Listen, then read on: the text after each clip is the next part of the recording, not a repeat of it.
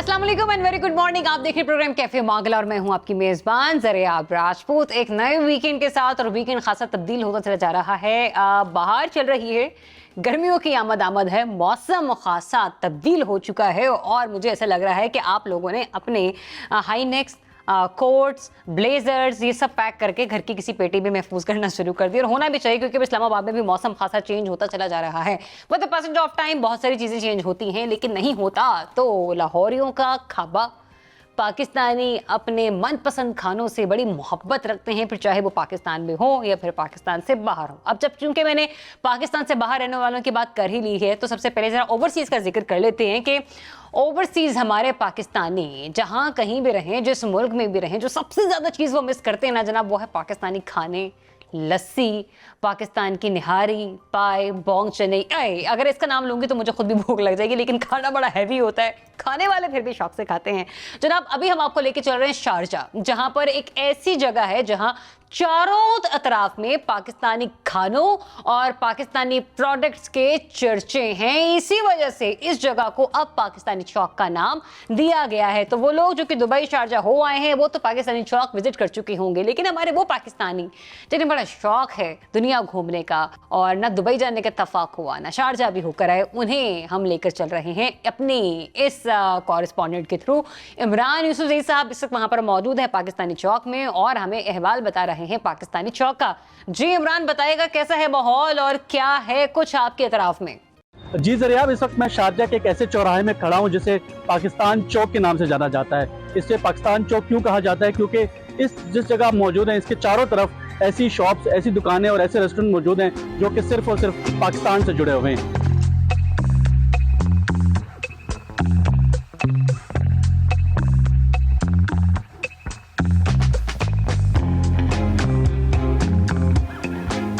ये यूएई में एक वह जगह है जिधर आके हमें फील होता है कि हम अपने पाकिस्तान में आ गए हैं। अपने बच्चों को पाकिस्तान कल्चर के साथ इन टच करने के लिए this is the best place we have in so like so every Sunday we prefer to have a breakfast over here so to find our people, meet with our people। ये बताइए daily कितनी पूरियां बना लेते हैं आप? ये Friday, Saturday और संडे 3 दिन ये वीकेंड्स में नाश्ता होता है और पाकिस्तानी स्पेशल नाश्ता, पाकिस्तान में हलवा पूरी, पाकिस्तान स्वीट्स पे आइए और खा के चेक करें, इंशाल्लाह आपको पाकिस्तान वाला टेस्ट आएगा। पाकिस्तान से हम लोग खसूसी इंपोर्ट करते हैं, कराची से, लाहौर से, इस्लामाबाद से, पेशावर से, मुल्तान से, ये हमारी खुद की इंपोर्ट है।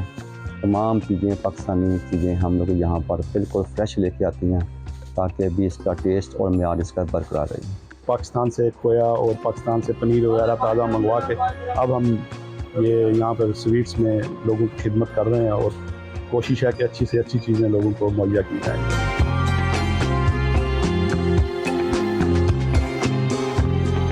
शारजा के इस पाकिस्तान चौक में मौजूद पाकिस्तानी मसनूआत की ये शॉप्स न सिर्फ पाकिस्तान के खानों को फ़रोग़ दे रही हैं बल्कि कल्चर को भी जानने का मौका मिलता है। प्रोग्राम कैफे मार्गला के लिए इमरान यूसुफजई, सुनो टीवी, शारजा। जी वेलकम बैक। स्टूडियो में इस वक्त जो हमारे साथ मेहमान मौजूद हैं उनसे जब मेरी भी हल्की फुल्की बातचीत हो रही थी तो उन्होंने कहा कि हम इन चीज़ों से कोसों दूर होते हैं। इनफैक्ट जो ब्रंच के लिए टीम ने चीज़ें कुछ रख भी दी हैं यहाँ पर, वो बेचारे उन्हें भी हाथ नहीं लगा सकते क्योंकि आज हम आपकी मुलाकात करवा रहे हैं एशियन बॉय उस्मान वजीर से, जिन्होंने बॉक्सिंग की दुनिया में ये टाइटल अपने नाम किया। और उस्मान वजीर गुज़िश्ता 10 बॉक्सिंग के आलमी मुकाबलों में कामयाबी समेट चुके हैं। एशियन बॉक्सिंग चैंपियन होने के साथ साथ वर्ल्ड बॉक्सिंग ऑर्गेनाइजेशन के यूथ के आलमी चैंपियन भी है और उस्मान वजीर इससे पहले पाकिस्तानी बॉक्सर हैं जिन्होंने ये एजाज अपने नाम किया। उन्होंने बॉक्सिंग का आगाज 2015 में की और फिर बहुत ही कम अरसे में मुल्क का नाम रोशन किया। प्रोफेशनल बॉक्सिंग के 10 इंटरनेशनल मुकाबलों में उस्मान वजीर ने शिरकत की और सब में कामयाबी अपने नाम की। तो जनाब नाकाबिले शिकस्त रहने वाले बॉक्सर उस्मान वजीर का ताल्लुक है पाकिस्तान के इलाके गिलगित बल्तिस्तान के जिला अस्तूर से। और उस्मान वजीर के साथ ही साथ मौजूद हैं एक और बॉक्सर मोहम्मद साकिब, जिनकी उम्र है 17 साल और उन्होंने हाल ही में दुबई में होने वाले बॉक्सिंग के मुकाबले में ईरानी बॉक्सर को नॉकआउट शिकस्त दी। अब तक 4 फाइट्स खेल चुके हैं और चारों में कामयाबी अपने नाम कर चुके हैं। तो ये हमारे दोनों स्टार्स हमें स्टूडियो में ज्वाइन कर चुके हैं। अस्सलाम वालेकुम उस्मान, अस्सलाम वालेकुम Saqib and very good morning to both of you. Usman आपसे स्टार्ट करते हैं। उस्मान, इससे पहले भी हम लोग जरा शारजा दुबई के एक सेगमेंट दिखा रहे थे अपने व्यूअर्स को कि वहां पर किस तरह से पाकिस्तानी चौक फेमस हो गया है नाश्ते वगैरह के लिहाज से। तो जरा ये अपनी सेहत का राज हमारे साथ शेयर करें कि क्या वाकई 6-6 महीने गुजर जाते हैं कि आप नान, चने, पाई, निहारे वगैरह किसी चीज को हाथ नहीं लगाते? बिल्कुल ऐसा ही है। लाइक जितने भी एथलीट्स हैं और ऊपर से स्पेशली जो बॉक्सिंग है, इसमें आपको पता है वेट कट करना होता है, वेट कैटेगरी होती है आपकी। तो उसमें ये होता है कि हम जब 3 मंथ्स का कैंप होता है तो हम लोग बिल्कुल इन चीज़ों से दूर होते हैं, मतलब बिल्कुल नहीं खा सकते हैं, डाइट पे होता है क्योंकि हमें अपना वेट मेंटेन करना होता है। तो लाइक क्रेजी टाइम होता है वो सारा वो। अच्छा उस्मान, माशाल्लाह अब तक आप बहुत सारी फाइट्स आपने जीती और 10 टाइटल्स आपने अपने नाम की। कितना अरसा लगा इस बड़ी कामयाबी तक पहुंचने में? 2015 में मैंने स्टार्ट किया था और हमारी कंट्री में आपको पता है बॉक्सिंग तो है ही नहीं है स्पोर्ट्स। हाँ, अनफॉर्चुनेटली। बिल्कुल प्रोफेशनल जब मैंने स्टार्ट किया तो उस टाइम मेरा ड्रीम था। 3 साल मैंने एमेच्योर बॉक्सिंग खेला, फिर 18 में मुझे आमिर खान मिले, फिर उन्होंने मुझे पिक किया। तो उसके बाद फिर मैं उसका करियर स्टार्ट हुआ। तो अल्हम्दुलिल्लाह मैंने 10 फाइट्स खेली हैं जिसमें 4 टाइटल्स हैं, एशिया है, मिडिल ईस्ट है, वर्ल्ड बॉक्सिंग ऑर्गेनाइजेशन का है। तो मैं फर्स्ट एवर पाकिस्तान का वर्ल्ड यूथ चैम्पियन। जबरदस्त। तो हमारे गिलगित बॉय ये बताइए, आपने 17 साल की उम्र से बॉक्सिंग स्टार्ट कर रखी है, ये शौक कैसे पड़ा और कितना टाइम हो गया वह बॉक्सिंग को सीखते हुए फिर उसके बाद इन चैंपियनशिप्स में पार्टिसिपेट करते हुए? मुझे बस ये भाई को ही देख के शौक लगा। जब स्पोर्ट बोर्ड में मैं आया था अपने बड़े भाई के साथ, तो उधर ये ट्रेनिंग कर रहे थे, तो फिर मैंने आहिस्ता आहिस्ता इनके साथ हमारी दोस्ती, सलाम दुआ भाई। तो फिर बस आहिस्ता आहिस्ता होते होते हमें भी पता नहीं चला कि हम कब बॉक्सिंग में एंटर हो गए। अच्छा। और बॉक्सिंग में हमारा एक शौक बन गया। तो भाई ने फिर बड़ी मेहनत की तो इसी। अच्छा साकिब, जो आपकी एज है और इतने यंग से हो आप, तो मुझे तो 17 के भी नहीं लग रहे लेकिन उसमें ये होता है कि जब बच्चे इस किस्म की किसी एक्टिविटी की तरफ जाते हैं ना तो पेरेंट्स मना करते, इतने छोटे हो तो मार शार खा कर आ जाओगे, ना पढ़ो इन चीज़ों में। घर वालों की तरफ से सपोर्ट थी या अम्मी की तरफ से पहले लान तान पड़ी थी? नहीं, अल्हम्दुलिल्लाह मुझे घर से भी सपोर्ट है। शुरू में थोड़ा बहुत था कि आप भी बॉक्सिंग कर रहे हो, क्या है इसमें, कुछ उनको मतलब उस टाइम इतना पता नहीं होता था कि बॉक्सिंग, ये पता था कि बॉक्सिंग एक ख़तरनाक गेम है। अच्छा। लेकिन बस वो साथ साथ थोड़ा थोड़ा सपोर्ट होते होते ये है कि उन्होंने फिर आखिर में अभी जब मैंने ये फाइट जीती तो भी उन्हें कुछ उम्मीद पैदा हुई है मुझसे कि हाँ कुछ कर सकते हैं, तो भी सपोर्ट है। जिंदगी की सबसे टफ फाइट कौन सी थी आपकी? देखिए मेरे लिए सारी फाइट्स टफ हैं क्योंकि जब मैं वहाँ जाता हूँ लाइक मैं अपनी कंट्री को रिप्रेजेंट करता हूँ तो मेरे लिए हर फाइट सेम है। अगर ये डेफिनेटली समटाइम्स ऐसी कंडीशन होती है अंदर की आपका ओपोनेंट है जो आपका गेम प्लान होता है वो काम नहीं कर रहा होता। तो उसमें मेरी लाइक एक फाइट थी फिलीपींस में। अच्छा। तो वो मेरी सबसे नहीं, लेकिन उस्मान सबसे ज्यादा जो डाडे बॉक्सर्स होते हैं वो कौन सी कंट्री के होते हैं? देखें वो लाइक फेमस जो था शुरू में मैक्सिकन है, वो बड़ा हार्ड हिटर है। ओके। और फिर अगर आप टेक्निकल देखें क्यूबन है, तो क्यूबन तो हर एक अपना स्टाइल है बॉक्सिंग का। कुछ हार्ड हिटर्स हैं, कुछ टेक्निकल अच्छे हैं, कुछ नॉर्मल हैं। तो जो मेहनत करता है वो सबसे डाडा बॉक्सर होता है। Very nice. और मुझे ये बताइए कि अब तक कौन कौन सी वेट कैटेगरीज है जिसमें आपने पार्टिसिपेट किया? बिल्कुल, मेरा जो वेट कैटेगरी है वो सुपर लाइट है। वो सुपर लाइट, इसमें कितना वेट होता है? 63 किलो। और उसके बाद फिर जो अब मैं जिस चीज़ का मैं चैंपियन हूँ जिस वेट में, वो है वेल्टर वेट, वो होता है 66.5। तो ये 2 वेट कैटेगरी। इसमें आपको एक है ना उसका बड़ा मार्जिन से आपको करना पड़ता है। 0.5 भी लाइक 100 ग्राम भी आप वेट नहीं दे सकते। अगर आप दोगे तो फिर आप वो लाइक आप कम हो जाए तो चलेगा, ज्यादा हो जाए तो नहीं चलेगा। बिल्कुल लाइक लिमिट है। लाइक मैं 66 में खेलता हूँ तो मैं 64 दे सकता हूँ। मैं 66.6 नहीं दे सकता, 66.5 ही देना है मुझे। ओके। तो ये वेट इसमें कितना मुश्किल हो जाता होगा आप लोगों का, पता भी खा लिया तो फिर जाके दोबारा मशीन पे चढ़ जाते तो चेक तो करो जरा कितना हो गया। ये लास्ट वीक तो हमारा ऐसे ही होता है कि हम अगर एक गिलास पानी पीते हैं तो हम जाके चेक करते हैं कि वेट कितने पॉइंट ऊपर आए, 1 पॉइंट 2 पॉइंट। तो लास्ट वीक सारा। अच्छा, वाटर कैलोरीज भी बड़ा मैटर करती है? डेफिनेटली सही है है ना, क्योंकि मैंने सुना है कि पानी के अंदर जो कैलोरीज होती हैं वो भी आपको वेट गेन में थोड़ा सा जो है वो हेल्प करती हैं। बिल्कुल, वो वेट गेन करने में भी हेल्प करती हैं और वेट लूज करने में भी हेल्प करती हैं। अच्छा। उसको आपको लाइक उसका मेथड है, अगर उसको आप कैसे यूज़ करते हो। लाइक अभी लास्ट टाइम हम लोग जब ट्रेनिंग करते हैं हम वाटर कट करते हैं। तो एक ट्रेनिंग सेशन में हम लोग 2 से 3 किलो हम वेट कम करते हैं, तो मगर वो कम वाटर करते क्योंकि मैं इसलिए पूछ रही हूँ क्योंकि पिछले दिनों ना मैं बॉलीवुड इंडस्ट्री के कुछ एक्ट्रेसेस को देख रही थी, तो अब ना उनके हाथ में एक बॉटल होती है जिसमें कोई काले से रंग का पानी होता है, तो वो बड़ा वीडियो वायरल हुई थी अराउंड द वर्ल्ड। तो मैं इसीलिए पूछ रही थी कि अब उन्होंने जिम के दौरान भी इस सादे पानी को छोड़ के उस किस्म का लिक्विड यूज करना शुरू कर दिया, तब जाके लोगों को आइडिया हुआ कि अच्छा पानी की भी कैलोरीज जो होती हैं वो आपको जो है थोड़ा सा पुट ऑन दे रही होती है, वो आपको मेंटेन रखती है, वो आपको आपको एक एनर्जी देता है, वो डिफरेंट हर एक का डिफरेंट है, हर एक का मतलब डिफरेंट डाइट प्लान्स होते हैं, तो उसके साथ वेरी कर रहे होते हैं। आप बताएं मुझे साकिब कि आपने किस वेट कैटेगरी में पार्टिसिपेट किया और उसके अलावा आपको जो अब तक जो सबसे ज्यादा टफ लगा हो वो कौन सा आपका मुकाबला था, कौन सी फाइट थी? मैं जो सा 48 kg में खेलता हूँ। अच्छा। नॉर्मल मेरा 52 होता है, तो उससे फिर जो सा वेट काट करके अपने वेट में आके उसमें फिर फाइट खेलता हूँ। मेरी टफ फाइट तो अल्हम्दुलिल्लाह अभी तक तकरीबन सारी नॉर्मल थी, लेकिन ये जो ईरान का था मतलब ये बहुत हार्ड था। अच्छा। मेरे से कद में भी थोड़ा सा बड़ा था लेकिन अच्छा कंट्रोल कर लिया। अच्छा, कभी ऐसा होता है कि देखिए दो लोगों की वजन तो बिल्कुल सेम है, लेकिन जो हाइट होती है या आपका जो फिजिक साइज होता है वो बड़ा बेटर कर रहा होता है, तो वो व्यूअर्स जो होते हैं, वो जो हमारे तमाशाई होते हैं, उनके ऊपर क्या एक इम्पैक्ट डालता है? इम्पैक्ट ये कि अभी हम फाइट खेल रहे हैं तो अब हमें हमारे जो उस्ताद होते हैं, जो पीछे गाइड करने वाले होते हैं, हम तो फाइट खेल रहे हैं, वही हमें फिर जब ब्रेक होती है उसमें हमें समझाते हैं कि क्या करना है क्या नहीं करना, तो वो इसी तरह उसको हम फॉलो करते करते फिर अपने मंजिल तक पहुंच जाते हैं कि क्या करना है इसके साथ, अभी इसको किस तरह। साकिब 4 फाइट्स खेली हैं आपने अभी तक और चारों की चारों माशाल्लाह आपने जीती हैं। जो आपकी पहली फाइट का एक्सपीरियंस था वो कैसा था? पहली फाइट जारी बात है, फर्स्ट एक्सपीरियंस था वो भी डर था, ये बिल्कुल नहीं है। ये ऐसा है कि बहुत स्ट्रॉन्ग, मैंने बहुत सारे हम लोग ने फाइटर्स मैं 7-8 साल से मैं हूँ प्रोफेशनल, मैंने बहुत सारे फाइटर्स देखे हैं कंट्री बाहर भी, तो ये एक डिफरेंट अल्लाह ने इसको एक दिया हुआ, इसको डर नाम के इसके अंदर कोई चीज़ ही नहीं है। जिससे फाइट करा, ऊपर वेट हो नीचे हो, ट्रेनिंग में हम लोग फाइट कर रहे होते हैं, तो ये कहते हैं बस चांस मिले सिर्फ। अभी मेरी जो फाइट हो रही थी तो उसमें वज़न ज़्यादा था उसका, तो मेरे उस्ताद सब यही बात कर रहे थे कि उसका वज़न ज़्यादा है, और उसको हमने बोला कि आप ये वज़न पूरा करें, उसने बोला मैं नहीं करता। तो अब मैंने बोला भाई ये सब, मैंने कहा भाई बस अब आ गए खेलने आए तो अब ये खेलेंगे और जो भी होगा इसमें देखा जाएगा। डर नहीं होता है, एक फील होता है। दोनों तो एक ही वेट कैटेगरी में परफॉर्म कर रहे हैं, बट स्टिल सम टाइम होता है हम लोग, अगर आप एज अ बॉक्सर से आप पूछते हो कि आपको क्या मुश्किल लगता है सबसे ज्यादा, तो हम कहते हैं वेट कट करना सबसे मुश्किल, हमें फाइट करना मतलब ये कहानी घर घर की है, ना छोड़ना, एक दूसरे को मारना हमें इजी है। नहीं, ये कहानी हर घर की है। तो वेट कट करना हमारे लिए सबसे बड़ा मुश्किल है, क्योंकि देखें अभी ये इसका 52-53 वेट होता है, ये 48 में आता है, अब इसके अंदर है क्या, तो ये 48 में आएगा।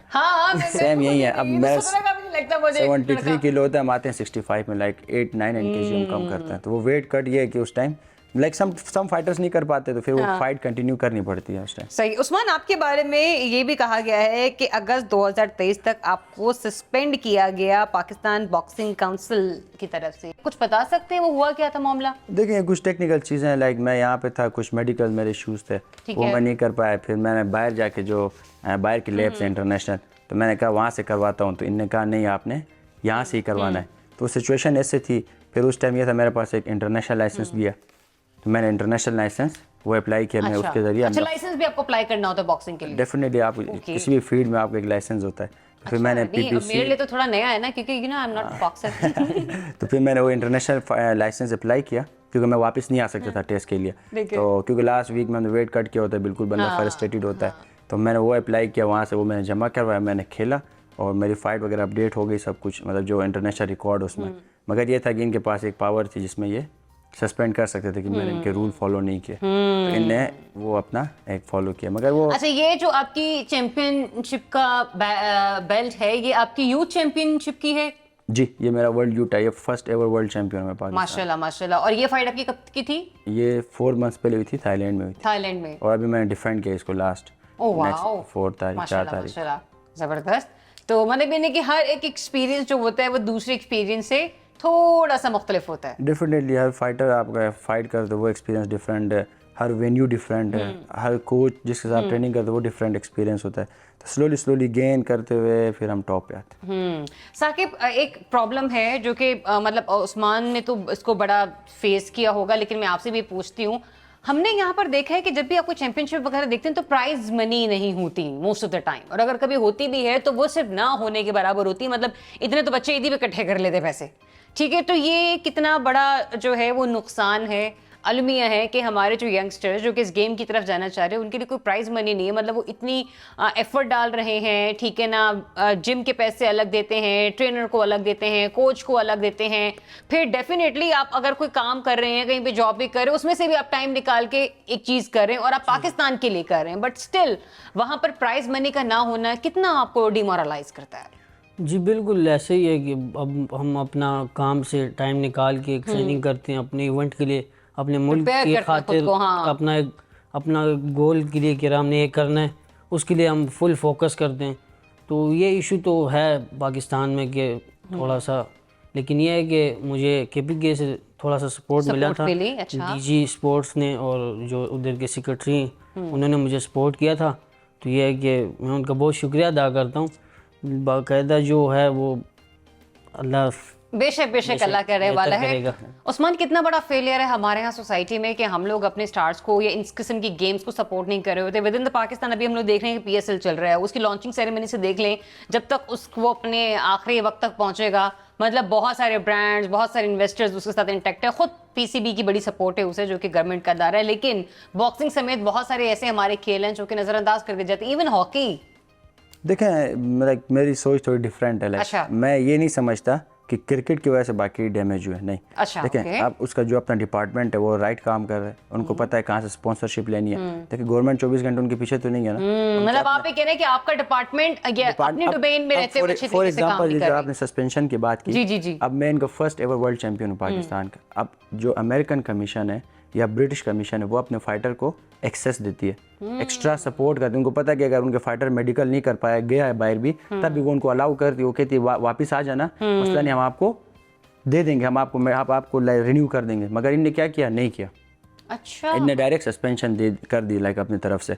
अब हमारे यहाँ पे ये बड़ा मसला है, ईगो का बड़ा मसला है, ठीक है। तो वो कहते हैं इसने ये बात नहीं मानी तो हम ये कर देंगे। तो वो स्पॉन्सरशिप में भी है, गवर्नमेंट में फेडरेशन हमारी 4 बनी है। तो जो एमेच्योर बॉक्सिंग में हम लोग थे उस टाइम पता ही नहीं था हमारा सेक्रेटरी कौन है, प्रेसिडेंट कौन है, हर हफ्ते बाद एक नया प्रेसिडेंट आया होता था।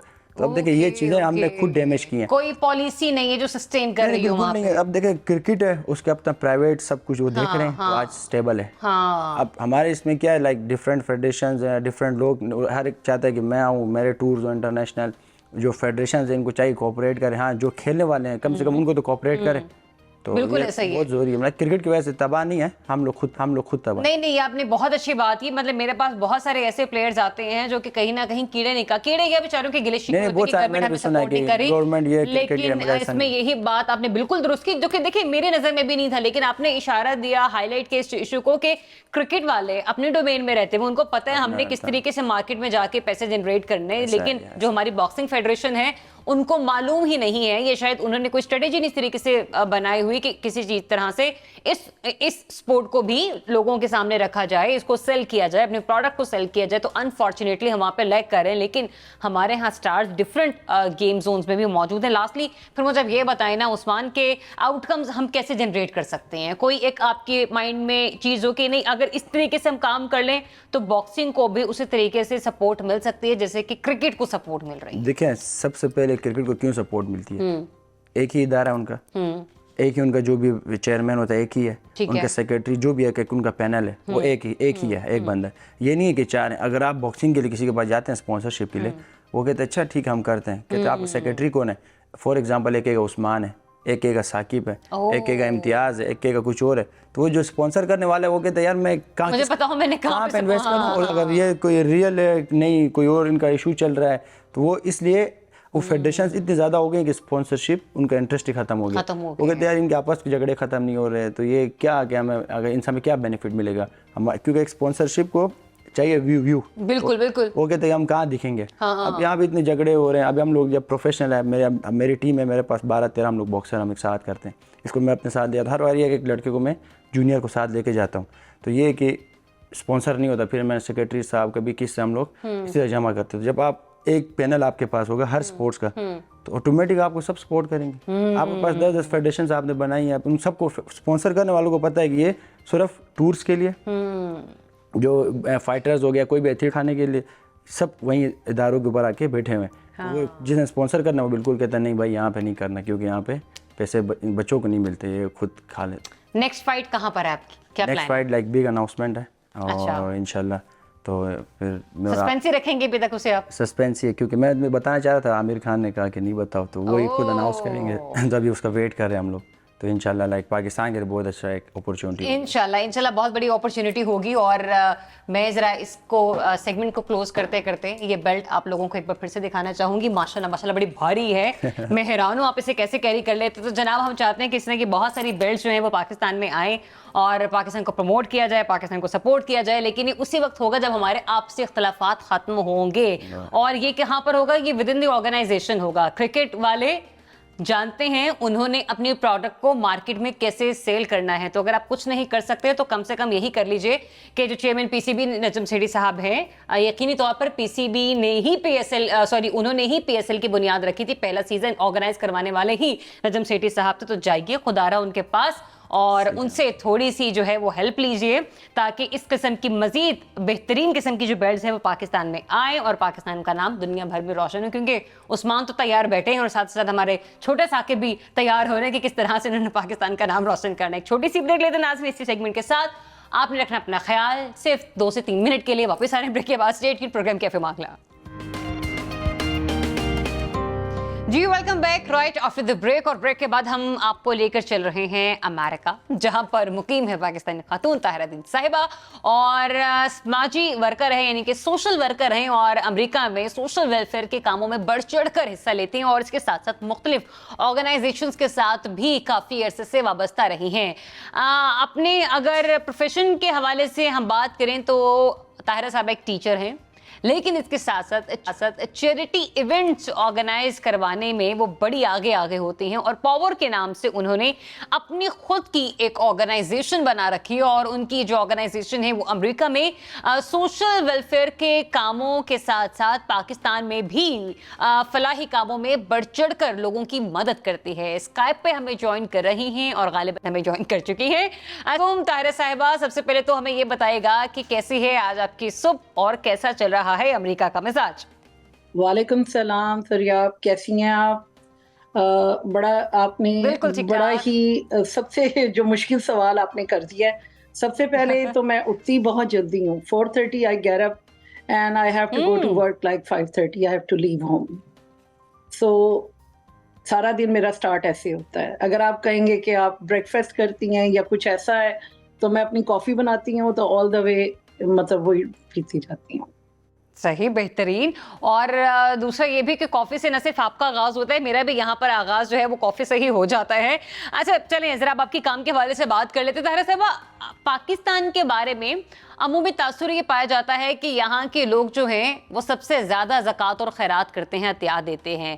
अमेरिका के हवाले से बताएं, वहाँ पर जो चैरिटी ट्रेंड है उसके बारे में आप क्या हमें गाइड करेंगी?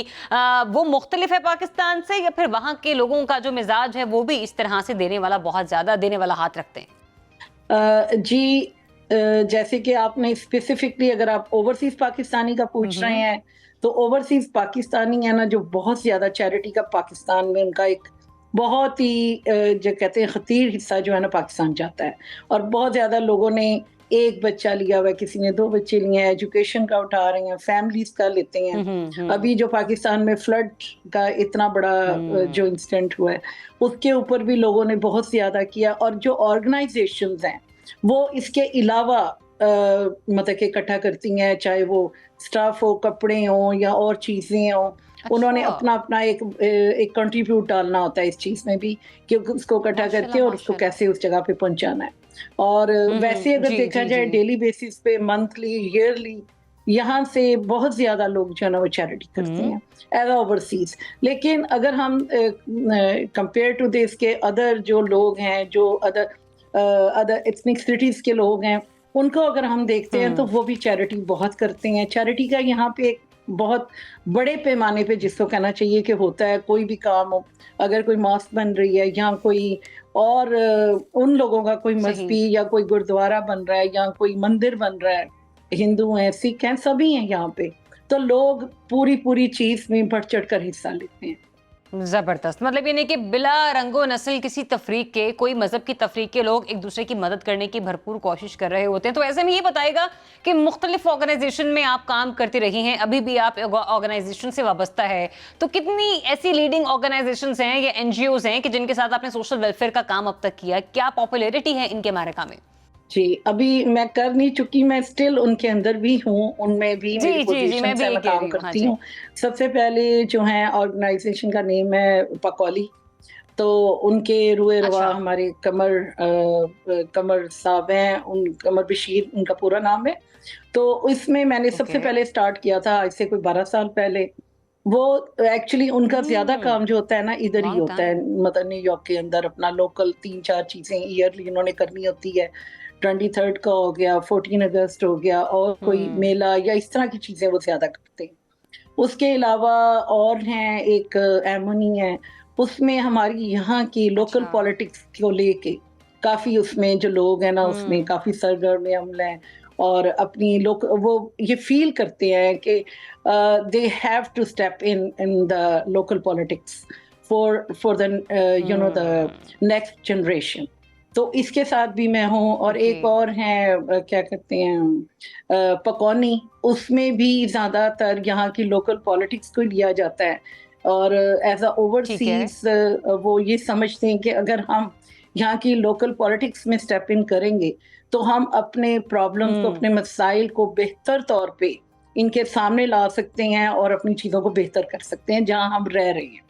लेकिन एक और ऑर्गेनाइजेशन है ओवरसीज पाकिस्तानी ग्लोबल फाउंडेशन, उसमें ज़्यादातर हमारे जो ओवरसीज के मसाइल होते हैं कि how we can raise our voice for overseas Pakistanis in US से कह लें, अमेरिका में या और जो कंट्रीज में बाहर हैं, एज वेल इन पाकिस्तान, और कैसे उनकी हेल्प की जाए, कैसे उनके प्रॉब्लम्स को हाईलाइट किया जाए, और गवर्नमेंट लेवल पे उनको कैसे उनके ऊपर इम्प्लीमेंट करवाया जाए।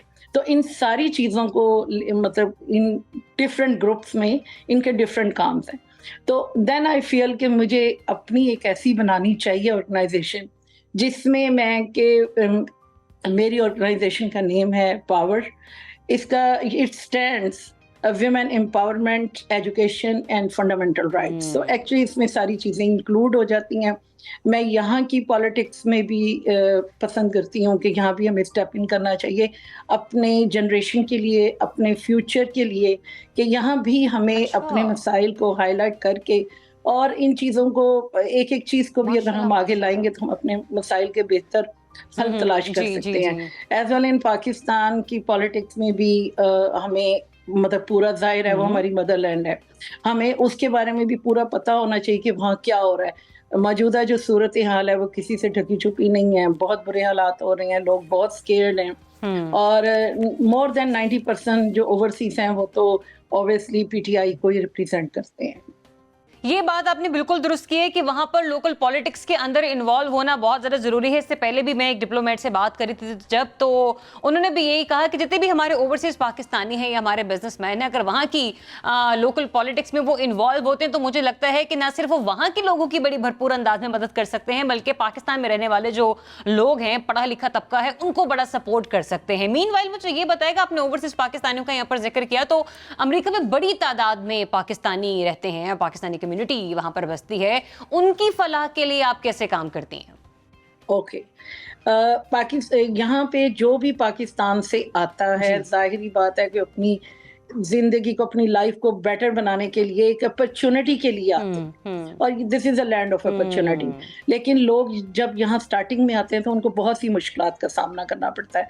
इसी तरह लेडीज हैं, बहुत सी लड़कियां हैं जो शादी के बाद यहाँ आती हैं, तो उनके लिए हमारा ये जैसे डोमेस्टिक वायलेंस का यहाँ पे बड़े केसेस होते हैं, बिल्कुल, इससे उन पहले लोगों भी के कई लिए दफा हम आवाज भी उठाते हैं, उनकी हेल्प भी करते हैं, और उनके लिए शेल्टर के इंतजाम करना, या बहुत से केसेस होते रहते हैं यहाँ पे इस तरह यहाँ के भी ना, और उनको अगर बेसिक एजुकेशन की ज़रूरत होती है या वो नहीं बोल पाती हैं, उनको नहीं पता कि अपने मसाइल के लिए या अपने जो भी मसला उनका फैमिली में हो रहा है वो कैसे इस Address चीज़ करना है, को हाँ। किसी को बयान कर सकती हैं, तो उसको उनको कंफर्ट करते हैं ताकि वो बताएं, तो उनके लिए वो इंतज़ाम किया जाए। तो बहुत से ये छोटे-छोटे केसेस होते रहते हैं यहाँ पे, तो हमारी कोशिश होती है, और किसी को अगर ज़रूरत है शेल्टर की या किसी को और भी किसी टाइप की यहाँ पे ज़रूरत पड़ती है, जॉब्स की पड़ती है। अभी तो हालात पूरी दुनिया में इस तरह हो रहे हैं कि महँगाई का आपको पता ही है कि बहुत ज़्यादा हो रहा है, और यहाँ भी लोग जो हैं अगर किसी को ज़रूरत होती है, उनको पता है कि ये ऑर्गेनाइज़ेशन काम कर रही है या ये लोग काम कर रहे हैं, तो वो कॉल्स भी करते हैं, अपना किसी को ग्रॉसरी चाहिए, किसी को अगर पैसे चाहिए, और या किसी को किसी और टाइप की हेल्प चाहिए, तो हम उस सारी चीज़ों में पूरा उनको मतलब कि उनकी हेल्प करने की कोशिश करते हैं।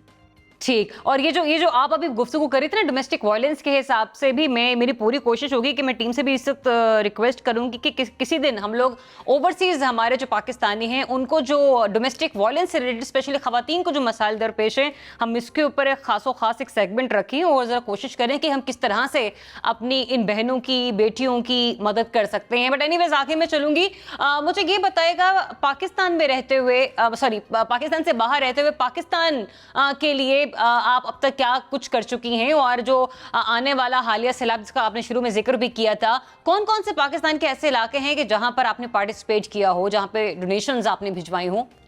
जी, पाकिस्तान में अभी तक कराची, लाहौर, भक्कर और क्या कहते हैं इस्लामाबाद और फैसलाबाद, इन सारी जगहों पर आज से कोई लगा लें आपको 8-10 साल मुझे हो गए हैं। मेरी कोशिश होती है कि ईद के ऊपर ईद का जो पैकेट मतलब बनाए जाते हैं ग्रॉसरी वगैरह के, वो इनको मैं ईयरली जरूर करती हूँ। और बाकी जो आप कॉन्टिन्यूसली कह रहे हैं वो मेरा भक्कर में ज्यादा होता है, और उधर मैंने इस चीज का किया, और लाहौर में मतलब मेरी कोशिश होती है कि डेली बेसिस पे इसको मैं कंटिन्यू रखूं। हम लोग अभी मैं पीछे ही दिसंबर के एंड में एक डेलीगेशन यूके से गया था, यूके प्लस यूएस, तो उसका मैं भी हिस्सा थी। उसमें हम लोग गए, इन्हीं सब चीज़ों के लिए गए थे, लेकिन हम उन इलाकों में नहीं जा सके, शॉर्टेज ऑफ टाइम कह लें, और कुछ हमारी अपॉइंटमेंट्स जो मतलब काफ़ी लोगों से उन्होंने बनाई हुई थी, जिनमें डॉक्टर आरिफल भी थे और स्पीकर साहब थे, काफ़ी लोग थे। डेली हमारी 3-4 लोगों के साथ अपॉइंटमेंट्स होती थी, तो उन इलाकों में हम नहीं जा सके, लेकिन हम मीरपुर और हरीपुर और ऐसी जगहों पर मतलब गए हैं कि सुबह गए और शाम को आ गए। इधर का हमारा प्रोग्राम नहीं बन सका, जो कि हमने बड़ी कोशिश की, लेकिन हम अपनी तौर पे, अपनी ऑर्गेनाइजेशंस की तौर पे इसमें काफ़ी काम कर रहे हैं। और अब जो तुर्की में हुआ है उसमें भी इंशाल्लाह जो है ना, हमारी जो टीम है, मेरी जो पावर की है, वो इंशाल्लाह उसमें भी काम कर रहे हैं, और इंशाल्लाह मैं इसकी वीडियोस भी डालूंगी, क्योंकि डायरेक्ट जो है हमारी एक खुबैब फाउंडेशन है, उनके साथ उनका मैं न्यूयॉर्क में एक हिस्सा हूँ, उनको रिप्रेजेंट करती हूँ, तो उनके थ्रू ही मेरी टीम जो है ना उसमें भी काम कर रही है। लास्टली बस मैं आपसे ये जानना चाहूँगी कि कश्मीर के जो मसाइल हैं, मकबूजा वादी है कश्मीर के, ओवरसीज़ कम्युनिटी हर मुल्क में इस पर बातचीत करती है, कुछ अलामती हड़तालें भी होती हैं, प्रोटेस्ट किए जाते हैं, एम्बेसीज के बाहर भी कश्मीरी कम्युनिटी जो है वो शिरकत इख्तियार करती है। तो ऐसे में भारत में जारी जो रियासती दहशतगर्दी है, जो कश्मीर के मामलात हैं, इंसानी हुकूक के ख़िलाफ़ जो होने वाले डिफरेंट वाक़यात हैं, उस पर इंटरनेशनल फोरम्स पर आप क्या किस तरह से रिस्पॉन्स करती हैं? क्या इनिशिएटिव होता है आपको और आपके ऑर्गेनाइजेशन का? ठीक है, आपको याद होगा कि अभी कुछ साल पहले यूएनओ के सामने ओवरसीज ने एक बहुत बड़ा प्रोटेस्ट किया था। काफ़ी साल हो गए हैं मेरा ख्याल ना, जब इस चीज़ को काफ़ी जो जुल्म है और क्या कहते हैं उनके साथ जो बहुत ही बुरा जो स्टार्ट हुआ था, काम बहुत बुरा हो रहा था। तो यूएन के सामने जो प्रोटेस्ट हुआ था, वो हमने अपने उस पे अपनी मतलब किसी की कोई हेल्प नहीं थी, हम बहुत बड़ी एक गैदरिंग के साथ फ्रंट ऑफ यूएन इसके ऊपर प्रोटेस्ट किया था। लेकिन अभी भी ये चीजें होती रहती हैं। बोलना तो बड़ा आसान होता है, लेकिन असल बात होती है कि उस पर इम्प्लीमेंट कितना होता है। जाहिर बात है इधर की गवर्नमेंट जो है वो कोई बोलने पे पाबंदी तो नहीं है, लेकिन इस तरह का हमने कभी कुछ देखा नहीं है कि इन चीज़ों को वो लोग कोई ज़्यादा हाईलाइट कर रहे हों या इन चीज़ों के ऊपर कुछ सीरियस हों। ये तो अपने मुस्लिम ममालिक का मेरा ख्याल है कि ज़्यादा बनता है कि वो इस चीज़ के लिए यकजा हों और इस चीज़ के लिए खड़े हों, क्योंकि ये जो है मोदी की जो फैशिस्ट गवर्नमेंट है, उन्होंने कौन सा जुल्म नहीं है जो उन कश्मीरियों के ऊपर ढाया हो। उनके बच्चे, उनकी जो औरतें हैं, जो जवान हैं, आए दिन आप उनकी स्टोरी सुन रहे होते हैं, कैसे उनको घरों में घुसा जाता है, निकालते हैं और मार देते हैं। कोई आवाज़ सुनने वाला नहीं है, कोई उनकी लाइफ नहीं है, कोई उन सिक्योरिटी नहीं है, फूड नहीं है। तो मेरा ख्याल है कि इसके लिए बहुत ज़्यादा काम होना चाहिए। ये तकरीरें कर लेने से और आपने इवेंट्स कर लिए, प्रोग्राम कर लिए, पाकिस्तान में हो गए, अब्रॉड्स में, डिफरेंट कंट्रीज में होते रहते हैं। मेरा नहीं ख्याल, बस एक आप अपनी you can raise your voice, you can stand for against this thing, पर हो कुछ रहा है वो कुछ नजर नहीं आ रहा। कोई ऐसी चीज नहीं हो रही कि कोई तसल्ली बख्श हो, कोई आप किसी चीज से कहीं हाँ भी काम शुरू हो चुका है, ऐसी कोई चीज मुझे तो नजर नहीं। थैंक यू सो मच तायरा दीन साहिबा अपना वक्त निकालने के लिए। यूं तो बहुत सारे मामलों पर काम कर रही हैं, लेकिन ये जो भी लास्ट में हमने कश्मीर के हवाले से बात की, तो जिस वक्त आप गुफ्तगू कर रही थी कि सेमिनार्स होते हैं, इवेंट्स होते हैं, कॉन्फ्रेंसेज होती हैं, ज़बानी जमा खर्च बहुत कुछ होता है, लेकिन प्रैक्टिकली हमें कुछ होता हुआ नज़र नहीं आता। और इसी का तस्करा बारहा मशाल मलिक साहिबा ने भी किया था जब मैंने उनसे मुलाकात की यासीन मलिक साहब के हवाले से, तो वो भी यही गुफ्तगू कर रही थी कि अब हमें इससे बढ़कर आगे कुछ करना होगा, ज़बानी जमा खर्च से कुछ नहीं होने वाला। पाकिस्तान के हवाले से भी बात कर रही थी, यूनाइटेड नेशंस के हवाले से भी बात कर रही थी। सालिसी का किरदार अदा करने के लिए बीच में किसी थर्ड पर्सन का होना बहुत ज़्यादा ज़रूरी है, जैसे अफगानिस्तान और क्या कहते हैं मामला थे, तो उस पर क्या कहते हैं एक सालिसी का किरदार अदा करने के लिए अमेरिका की तरफ से एक शख्सियत मौजूद थी। बिल्कुल उसी तरीके से कश्मीर के मामले पर भारत और पाकिस्तान के दरमियान भी एक किसी थर्ड पार्टी का होना बहुत ज़्यादा ज़रूरी हो चुका है। और एक और मुतालबा भी उन्होंने किया था कि इमरजेंसी नाफिज करनी होगी कश्मीर मामले पे, कश्मीर कॉज पे। तो ये कुछ ऐसी चीज़ें हैं कि जिनको न सिर्फ वो खुद महसूस कर रही हैं, बल्कि बहुत सारे ऐसे लोग जो कि दर्द दिल रखने वाले हैं, NGO चला रहे हैं, फलाही कामों में बढ़ चढ़ कर हिस्सा लेते हैं, कुदरती आफात से कैसे निपटना है उस पर तो वो अपना किरदार अदा कर ही रहे हैं, लेकिन जिन लोगों की जिन मामलात पर ज़रूरत होनी चाहिए, जो उनका किरदार होना चाहिए, उसको भी हाईलाइट करते रहते हैं। छोटी सी ब्रेक लेते हैं, ब्रेक के बाद वापस आते हैं। अपना ख्याल रखिए, कहीं मत जाइए, stay tuned, programme cafe Makhla.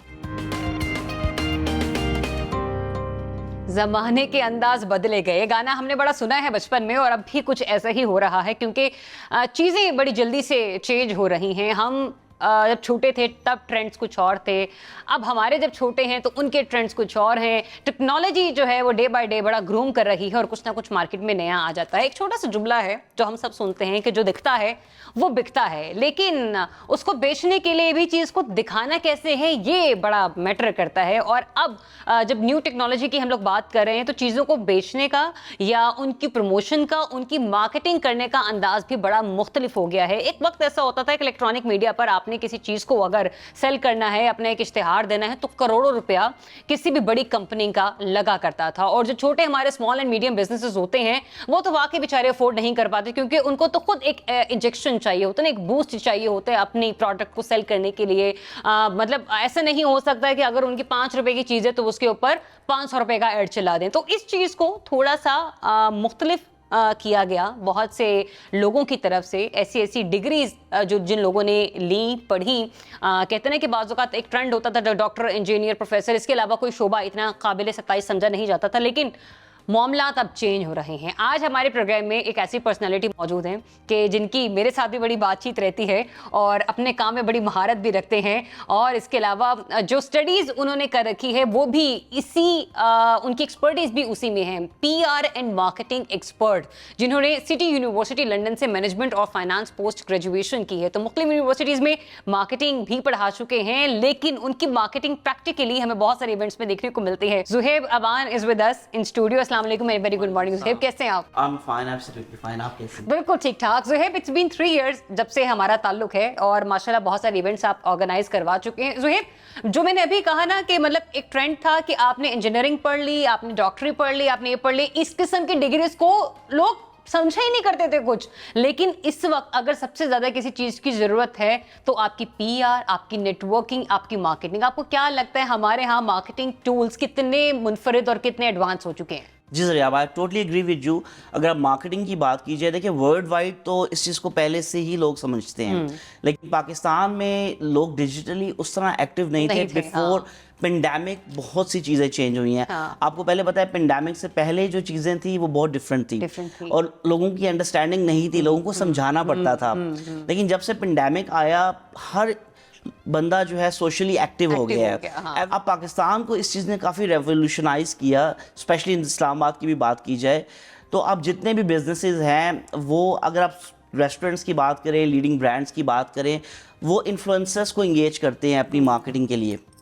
तो ये बहुत ज़रूरी चीज़ है, बिकॉज जैसा कि आपने वर्ड यूज़ किया, जो दिखता है वो बिकता है। अगर एक बूस्टिंग का कोई ऐड लगता है ना, no one cares about it. अच्छा, वैसे ये बूस्टिंग होती क्या है? मतलब यानी कि बहुत सारे लोग इस स्ट्रेटेजी को यूज कर रहे होते हैं, लेकिन मुझे तो अभी तक समझ नहीं आई है। एक्चुअली उसका रिस्पॉन्स ऐसा आता है? मैं आपको वही बताता हूँ। बूस्टिंग का बेसिकली क्या होता है, फॉर एग्जांपल कोई भी क्लोथिंग ब्रांड है, कोई भी रेस्टोरेंट है, उनकी अब for example we are handling their page, ठीक है, हमारा कंटेंट हम सब कुछ मेरी टीम बना रही है, लगा रही है। अब उसको ऑब्वियसली हम बूस्ट करेंगे। अब बूस्टिंग में क्या होता है कि आपने एरिया वाइज आप बूस्ट करते हैं, कोई रेस्टोरेंट है, कोई भी स्पेसिफिक पोस्ट को बूस्ट करते हैं, किसी कपड़ों के ड्रेस को बूस्ट करते हैं। अब वो जब बूस्ट करते हैं तो उस रीजन के लोग उसको देख सकते हैं, ठीक है। लेकिन अब प्रॉब्लम ये आती है कि आजकल आपको भी पता है, मुझे भी पता है, whenever there's an ad on YouTube और whenever there's an ad on Instagram, we just scroll up, we don't care about it। बिल्कुल ऐसे ही है, बिल्कुल ऐसे ही है। हम देखना नहीं चाहते, ऐसा ही है। लेकिन वही हमारी मनपसंद पर्सनालिटी अगर वही ड्रेस पहन लेगी या वही खाना खा लेगी तो हम वो खाना चाहते हैं। हाँ, ये निकले ना अंदर का जवाब। तो बेसिकली अब क्या है, डायरेक्ट मार्केटिंग। जो दिखता है वो बिकता है। ज़रियाब राजपूत जो खाएंगी वो आपके लोग, आपके सराउंडिंग में लोग खाना चाहेंगे। इसी तरह कोई भी फेमस इन्फ्लुएंसर है, वो जिस चीज़ को पहनेगा, खाएगा, ऑटोमेटिकली लोग उसको फॉलो करेंगे, तो वो उसको कीनली देखते हैं, चाहे कॉस्मेटिक्स ब्रांड्स हैं, चाहे कोई भी है। तो this is how things have changed. और अब मार्केट की डायनेमिक्स टोटली चेंज हो गए हैं। अब वो डिजिटल मार्केटिंग, कन्वेंशनल मार्केटिंग नहीं रही है। क्योंकि ज़ुहैब, मैंने खुद भी, आपने बहुत प्यारी बात की है कि मतलब जो बंदा खा रहा होता है, क्योंकि आप फर्ज करें मैंने एक सूट भी लेना है, उसके ऊपर इतनी लाइटिंग हुई हुई है, जिस भी एड पे हुई हुई है ना, तो वो लाइट पर्पल भी ना डार्क पर्पल फील हो रहा है। जब आपने ऑनलाइन चीज मंगवा ली, आप कहते हैं ये तो कलर था ही नहीं जो उसमें था। अब चूंकि वो आपने चीज पहन ली, आपको स्टफ पता चल गया जोड़े का, आपको पता चल गया अच्छा ये किसकी डिटेलिंग कैसी, तो वो आप अपने व्यूअर्स को बता सकते हैं। एक एड में आपने 36 तो अपने कपड़े दिखाने होते हैं, लेकिन वो एक खास जोड़ा जो होता है ना, वो उसका मटेरियल, कंपनी का ब्रांड और एक चीज आप डिफाइन कर देते हैं। अच्छा, आपकी मैंने अमूमन पीआर्स देखी हैं फूड में और रेस्टोरेंट्स में, आप बहुत ज्यादा कर रहे होते हैं। ये ट्रेंड मार्केट में जो है वो काफी बढ़ता चला जा रहा है। पाकिस्तान तो वैसे बड़े खाबों के शौकीन होते हैं। ऐसे ही है। देखिए रेस्टोरेंट इंडस्ट्री आपको पता है, ऑलमोस्ट पूरा इस्लामाबाद अल्हम्दुलिल्लाह is attached with elite PR agency, और जितने भी लीडिंग ब्रांड्स हैं, we are working with them because we are the pioneers in terms of influencers marketing. आज से वी स्टार्टेड 4-5 years बैक, आपको पता है। और अब लोगों को पिछले 2 साल में अंडरस्टैंडिंग हुई है।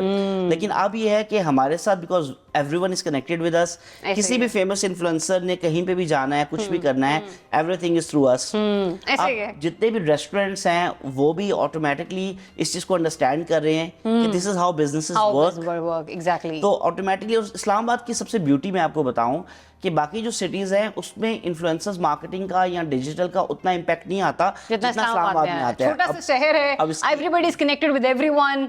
एक तो ये रीजन है। इसके अलावा एक और बड़ी टेक्निकल रीजन है जो मैं आपको बताऊंगा। आपको भी पता है कि लाहौर में जो हमारी बाइंग पावर है और इस्लामाबाद में बाइंग पावर में बहुत फर्क है। हाँ। और यहाँ पे कोई भी फैमिली है, वर्किंग क्लास है, ठीक है, उन्होंने वीक में 1 या 2 दफा खाना खाने बाहर जरूर जाना है। हाँ। ठीक है, और एक और चीज़, यहाँ पे लोग सोशली एक्टिव हैं, इंस्टाग्राम, फेसबुक, डिजिटली बहुत एक्टिव हैं। अगर आप लाहौर को कहते हैं कि 20-30% एक्टिव है, तो यहाँ 60-70% एक्टिव है। रियली मतलब ये आपका research yes, this is the research, because हम लोग सोशल मीडिया हैंडल करते हैं, पेजेस को हैंडल करते हैं। हमें पता है कि फ्लक्स जो है इस्लामाबाद में, जो इन्फ्लुएंसर्स और जो कॉमन पीपल है वो सोशल मीडिया पे बहुत एक्टिव है। यकीन करें, कोई भी अच्छा इन्फ्लुएंसर है, कंटेंट क्रिएटर है, फूड ब्लॉगर है, कोई भी कंटेंट पोस्ट करता है, नेक्स्ट डे रिस्पांस आता है ब्रांड को। ओके हाँ, वैसे ये तो है, मेरे साथ भी ऐसा हुआ है कि 2 जगहों पे अगर मैं कभी गई हुई हूँ और ज़ुहैब से ही पूछे, ज़ुहैब मैंने आज वहां पर जाना है, ठीक है, तो वाकई में रिस्पॉन्स आता है कि आपने अगर एक दफा विजिट कर लिया, वो फिर भी कह रहे होते मैडम रिस्पॉन्स अच्छा था, आप दोबारा कब विजिट करेंगे। Exactly. ऐसा होता है। Exactly, and this is why I believe कि कोई भी चीज़ अगर प्रैक्टिकली हो रही है और उसके रिजल्ट्स आ रहे हैं, तो उसने एक्सपेंड होना है। जो कि आपने सवाल किया था कि आजकल ये बहुत ट्रेंड हो गया इस्लामाबाद में स्पेशली, और बहुत ज्यादा लोग इस तरफ आ रहे हैं। Honestly speaking, not even a single business that I know who is not indulge in these things. हर बिजनेस इसमें ऑलमोस्ट इंडल्ज हो चुका है। अच्छा, मुझे क्या बताएं कि ज़ुहैब, जो हमारा सबसे ज्यादा सेक्टर है स्मॉल एंड मीडियम बिजनेसेस का, एसएमई का, मुझे लगता है कि सबसे ज्यादा फायदा इस सेक्टर को हो रहा है इस ट्रेंड की वजह से। बिकॉज आपने जैसे इंट्रोडक्शन में कहा कि जो बड़े बिग जाइंट्स हैं, ठीक है, वो तो कमर्शियल टीवी पे भी आ जाते हैं, अपने आप को बिग बजट्स में पीएसएल और बाकी डिफरेंट ब्रांड्स के साथ एसोसिएट करके अपने आप को शो कर लेते हैं। लेकिन एक स्मॉल मीडियम एंटरप्राइजेस हैं, उनका बजट तो उतना होता नहीं है, so they have to play in a very small budget. तो उसमें फिर ये है कि जो influencers marketing, digital marketing, events, तो वो इसमें बड़ा रोल प्ले करते हैं। अब आपको पता है जितने भी लीडिंग ब्रांड्स हैं, लाइक पापा जोन्स है, हम इस्लामाबाद में लेके आए, आप इवेंट्स पे आई, जितने भी हमारे जितने भी ब्रांड्स हैं, ओपनिंग्स होती हैं इस्लामाबाद में, ओपनिंग से ही पूरे इस्लामाबाद में एक अनाउंसमेंट हो जाती है। And honestly speaking, this is targeted audience. अगर आप टीवी पे एक ब्रांड को लेके आ रहे हैं, पूरे पाकिस्तान से लोग देख रहे हैं, तो उसमें आपको इस चीज का इसको अंडरस्टैंडिंग भी नहीं, और एक वो होता है ना, आपका फेवरेट ड्रामा लगा हुआ है, तो घर वाले क्या कहते हैं, अच्छा मैं फटाफट किचन से ये लेके, वो ऐड चला, कहते हैं ना जंगल में मोर नाचा, किसने देखा, किसी को कोई बॉदर भी नहीं कर रहा होता। तो एक्चुअल में आप ऑडियंस को देख लेना, पूरे पाकिस्तान से ऑडियंस है, लेकिन यहाँ का एक इन्फ्लुएंसर है, यहाँ की जो लोग हैं, अगर वो स्पेसिफिक एरिया में जा रहे हैं, तो you are targeting the niche. तो वो जो आप नीश को टारगेट कर रहे हैं, उसका रिजल्ट ज्यादा आएगा, एड से ज्यादा आएगा। ऐसा है, मैंने तो खुद एक्सपीरियंस किया इस चीज को। अब मुझे ये बताएं कि ज़ुहैब, आजकल हमारे यहाँ ब्लॉगर्स कम से कम और इन्फ्लुएंसर ज्यादा से ज्यादा कितना कमा रहे हैं इस बिजनेस के थ्रू? देखिए, मिलियंस कमा रहे हैं लोग, मिलियंस कमा रहे हैं, बिकॉज जितने भी ब्रांड्स हैं, आपको पता है, वो विदाउट इन्फ्लुएंसर्स, चाहे जितने भी फेमस ब्रांड्स हैं, क्लोथिंग ब्रांड्स हैं, मतलब ले लें, आप क्लोथिंग ले लें, सैलून ले लें, हर जगह आपका इन्फ्लुएंसर है। आपको पता है न्यू कलेक्शन आई है, फॉर एग्जांपल किसी भी ब्रांड की कलेक्शन आई है, किसी भी फेमस क्लोथिंग ब्रांड की, अब वो कलेक्शन से पहले क्या करेंगे, 5 से 6 इन्फ्लुएंसर जो फेमस हैं, उनसे ट्रांजिशन वीडियोस वगैरह बनवाएंगे। अब बेसिकली क्या होता है कि आप seen we work with a lot of clothing brands, अब क्या होता है, उनकी कलेक्शन अभी लॉन्च होती नहीं है, प्री बुकिंग में वो कंप्लीट हो जाती है, and it's all because of all these famous influencers, and obviously they charge exactly, I know they charge, लेकिन still वो आप अगर कमर्शियल से देखा जाए तो उसके लिए बहुत मिनिमम बजट होता है, बहुत मिनिमम बजट होता है। आप मतलब ये नहीं कि वो जो आपने एक कमर्शियल चलानी ना, उसके अंदर आप यकीन करें कि 10 से 12 अच्छे बड़े इन्फ्लुएंसर्स लेके आप वो अपना बजट डिवाइड कर देते हैं उसमें। लास्टली मुझे ये बताएं कि ज़ुहैब, बहुत सारे ऐसे लोग होते हैं कि जो कि इस तरफ आना चाहते हैं, पीआर की तरफ, नेटवर्किंग की तरफ, एक इंस्टाग्राम अकाउंट और एक टिकटॉक अकाउंट कितना मैटर करता है उनके लिए? दूसरा ये कि कितने अच्छे, मतलब आपको क्या लगता है कि इतने मिनिमम या मैक्सिमम फॉलोअर्स के साथ आप एक अच्छी रीच जनरेट कर सकते हैं? एक्चुअल में कंटेंट बहुत मैटर करता है, ठीक है। अगर हम एग्जांपल देते हैं, किसी भी इंडस्ट्री की बात करते हैं, अगर एक इन्फ्लुएंसर फूड कंटेंट क्रिएटर है, अगर उसके कंटेंट में जान है, तो उसकी अगर फॉलोइंग 20, 30, 40,000 भी है ना, वो भी रिजल्ट्स लेके आता है। अगर एक ब्रांड है, एक ऐसा इन्फ्लुएंसर जिसकी 100K फॉलोइंग है, लेकिन उसका कंटेंट इतना अट्रैक्ट नहीं कर रहा, ठीक है, तो ऑटोमेटिकली उसका उतना रिजल्ट नहीं आएगा। तो अब बेसिकली आपके कंटेंट पे अगर आपने ग्रो करना है इस फील्ड में, तो your focus needs to be on your content and consistency matters a lot. मतलब किसी एक पोस्ट, कोई आपकी एक पोस्ट वायरल हो सकती है, कोई एक पोस्ट आपका इंस्टाग्राम आपको जो है उससे रीच दे सकता है। और आजकल रील्स का ट्रेंड है, ये ट्रेंड ही हो चुकी है बहुत ज़्यादा। आज आपने रील्स लगानी है, स्टैटिक पोस्ट इज नो मोर, ऐसा ही है। तो अब जो भी है, जो रील्स लगा रहे हैं, ट्रांजिशन वीडियोस लगा रहे हैं, उससे उनको रिस्पॉन्स आ रहा है, और ऑटोमेटिकली अगर आप समझते हैं कि मैं 2 महीने 3 महीने किया, मुझे रिस्पॉन्स नहीं आ रहा, बैठ गए हैं, तो this is not the end. Continuously आप करेंगे, eventually it will work out, then brands भी आपको एंगेज करेंगे, बिजनेसेस एंगेज करेंगे। ये it's a business, is a profession now. बिल्कुल ऐसे ही है, बिल्कुल ऐसे ही है। मुझे ये बताएं, बहुत सारी चीज़ें इस वक्त इस्लामाबाद में आप लेकर चल रहे हैं, सबसे ज़्यादा मज़ा किस चीज़ की लॉन्च में आया अब तक? मतलब फूड की लॉन्च में आया, क्लॉथिंग की लॉन्च में आया, क्योंकि डिफरेंट एरियाज में आपने काम किया है। एक्चुअल में हाँ, रियल स्टेट वगैरह, मैं समझता हूँ कि फूड की लॉन्च में ज़्यादा मज़ा इसलिए आता है क्योंकि मोस्टली जब रेस्टोरेंट लॉन्च होते हैं तो वहाँ पर सिर्फ एक इवेंट पब्लिक के लिए ओपन नहीं होता, पहले इन्फ्लुएंसर्स के लिए वो इवेंट ओपन होता है, तो वहाँ पे इन्फ्लुएंसर्स प्रॉपरली उसको मार्केट करते हैं।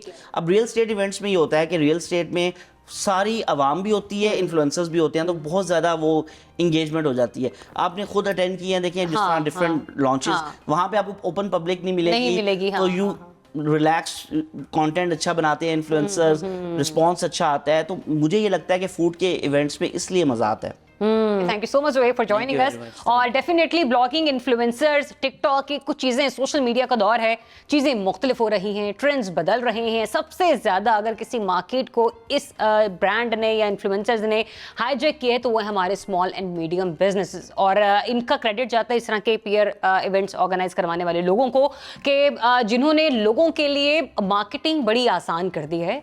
इससे पहले कि वो करोड़ों के एड्स चलवाएं, फिर डेफिनेटली आपने इतने हाई सेलिब्रिटीज़ ले होते हैं, उसका आपको एक अलग पेमेंट करनी होती है, तो कम बजट में रहते हुए आप किस तरह से अपने बिजनेस को बूस्ट दे सकते हैं, उसके लिए इस किस्म के ट्रेंड जो हैं वो मार्केट में चल रहे हैं। होप आप लोगों के सेगमेंट इंटरेस्टिंग लगा होगा, और डेफिनेटली अगर आपकी अच्छी फॉलोइंग है, अच्छी रीच है, तो आप ज़रूर जोहेब से कॉन्टैक्ट कीजिए। इनकी डिटेल्स हम सोशल मीडिया पर भी आपके साथ ज़रूर शेयर करेंगे। छोटी सी ब्रेक लेते हैं, ब्रेक के बाद वापस आते हैं। स्टे ट्यून, प्रोग्राम कैफे मामला।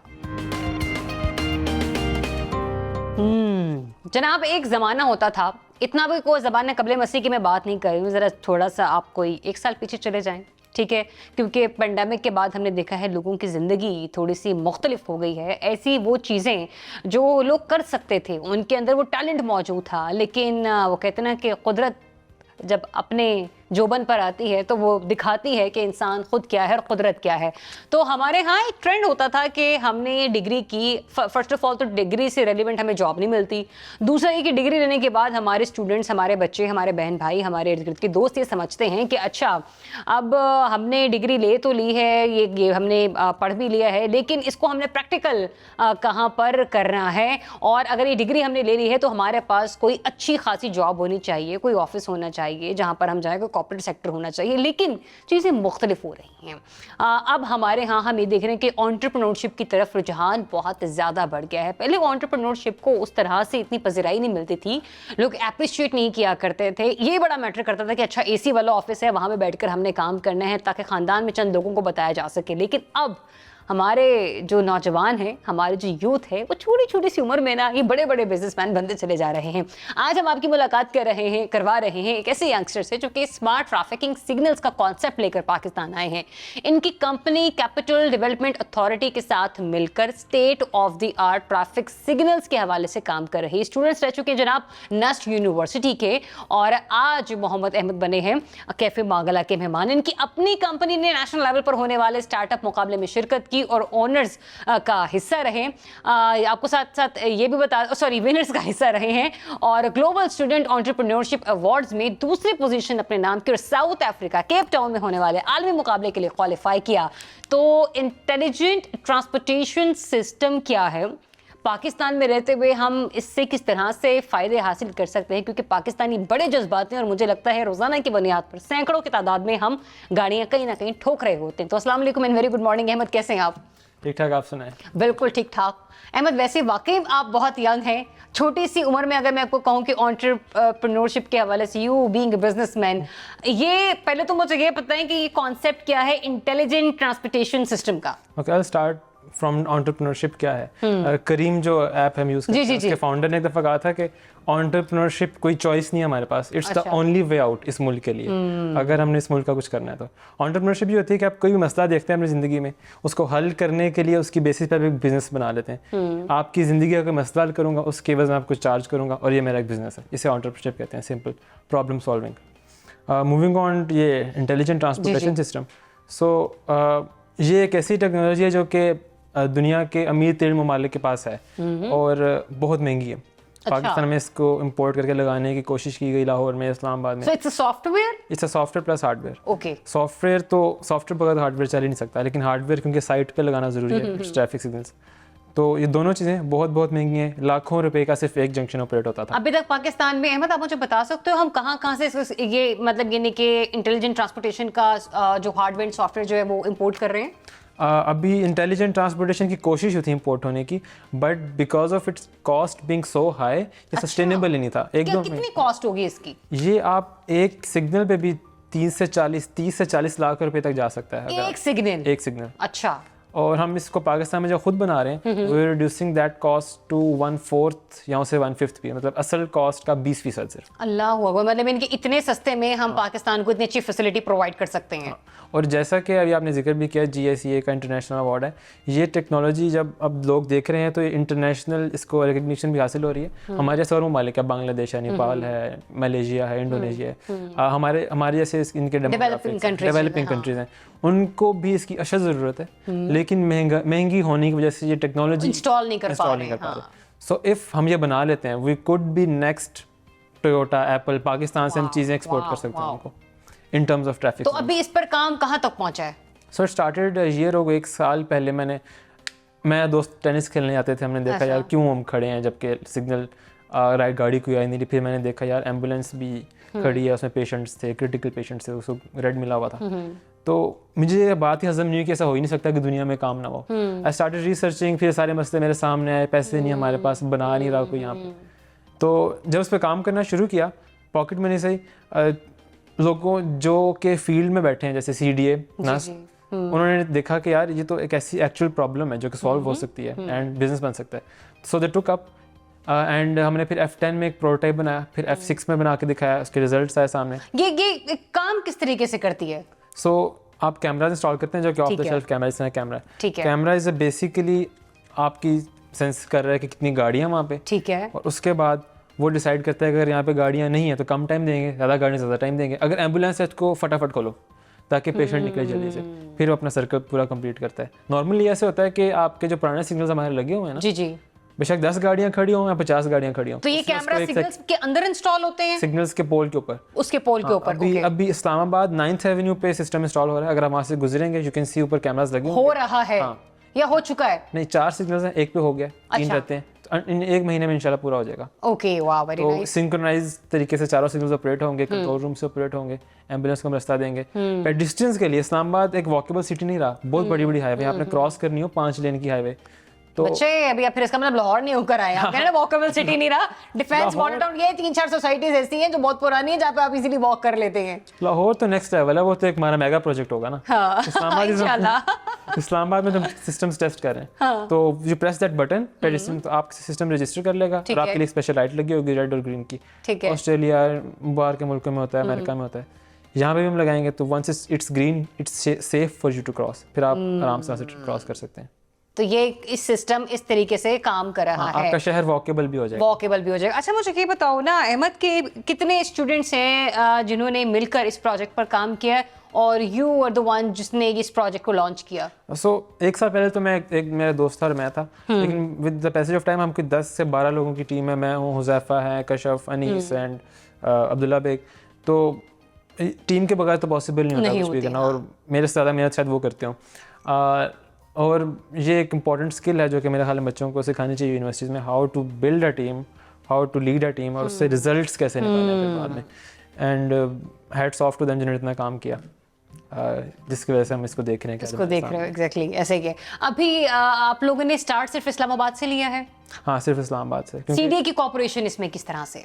CDA हमारे साथ 1 साल से कोलैबोरेशन में, मेनली जब आपके हायर अप्स जो जिनके पास अथॉरिटी है, जिनके पास ये फैसला करने की सलाहियत है कि ये यार एक बच्चा काम कर रहा है, इसको क्यों ना हम आगे लगाएं। जब तक वो लोग आपके साथ नहीं होते तो कुछ भी नहीं हो सकता। बिल्कुल पॉलिटिकल विल जिसे कहते हैं, अंग्रेजी का वर्ड है। तो ये मुझे बहुत अच्छी बात लगी, इन्होंने सारे स्टीरियोटाइप्स तोड़े। स्टीरियोटाइप्स क्या होते हैं? जी सरकारी इदारा है, क्यों आपके साथ काम करेगा, क्या उनका फ़ायदा है इसमें, ऐसा कुछ भी नहीं उन्होंने सोचा, और ये बहुत अच्छी बात थी। आई विश के ये तमाम अक्रॉस द कंट्री इस तरह की जो है ना स्पिरिट पाई जाए मुख्तलिफ डिपार्टमेंट्स में. सेम गोज़ फॉर नास्ट. उन्होंने जब देखा कि यार एक चीज़ बन रही है, so they came on board and collaborated and provided all sort of support. मतलब मैं तो अभी ग्रेजुएट भी नहीं हुआ, फाइनल ईयर में हूँ. सो यू कैन इमेजिन जो लेबर जाती है, जो मशीनरी लगती है, you have to bore in underground bore जाता है कि वायरिंग के लिए, एंड क्रेन्स आती हैं. तो ये सपोर्ट के बगैर पॉसिबल नहीं था उन दोनों की, नास्ट एंड स्टेडिया. तो अभी कौन कौन से ऐसे ममालिक हैं जहाँ पर जिन पे आपने रिसर्च की कि वहाँ पर ये सिस्टम जो है वो इंस्टॉल हो चुका है? फर्स्ट ऑफ ऑल एक ऑस्ट्रेलियन सिस्टम है स्कैट्स. वो लाहौर में उसका एक छोटा सा डेमो उन्होंने चलाया था, वही बहुत महंगी कॉस्ट पे. अच्छा. लेकिन वो लिमिटेड रहा कॉस्ट की वजह से. कॉस्ट की वजह से, हाँ. But we are following that. What they did is what Australians did. उन्होंने अपने सिडनी उनका शहर है, उनमें एक सिस्टम लगाया, वहाँ पे टेस्ट किया, उसको इतना रोबस्ट बनाया कि वो टेक्नोलॉजी एक्सपोर्टेबल होगी कि दूसरे ममालिक कहते थे हमारे पास आके लगाओ. वहाँ से उन्होंने लाखों करोड़ों रुपए की टेक्नोलॉजी बेची अमेरिका को, पेरिस को, यूके को.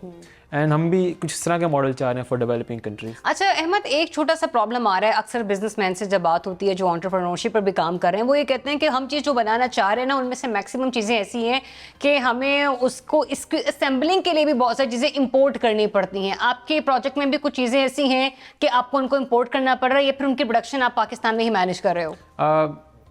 Half of the things are being imported. और ये इनएविटेबल है क्योंकि हमारे पास production capacity to be honest नहीं है इतनी. एंड लेकिन इस चीज़ को तब तक हम सॉल्व नहीं कर सकते जब तक हम बनाना शुरू नहीं करेंगे. किसी भी मुल्क की जर्नी आप लें, चाइना स्टार्टेड विद फोटोकॉपिंग, मतलब जो अमेरिका को चाहिए था वो छाप के देते थे उनको. लेकिन अल्टीमेटली आज जहाँ पे पहुँच गए कि वो प्रोडक्शन जायंट है दुनिया का. सो हम कहीं ना कहीं से स्टार्ट करना है. स्टार्ट नहीं करेंगे तो वहीं बैठे रहें जहाँ 10 साल पहले बैठे थे. अपना क्या इरादा है फ्यूचर का? इतनी तो बातें हो गई. मैं तो प्रॉब्लम सॉल्विंग की तरफ, अभी एक प्रॉब्लम सॉल्व की, अभी मेरे ज़हन में 2-3 और भी हैं. क्या है? Mobility, electric. आप जो बाइकिया वगैरह देखते हैं, बाइक से देयर आर नॉट फ्यूल और उस तरह से कार्बन एमिशंस होती हैं.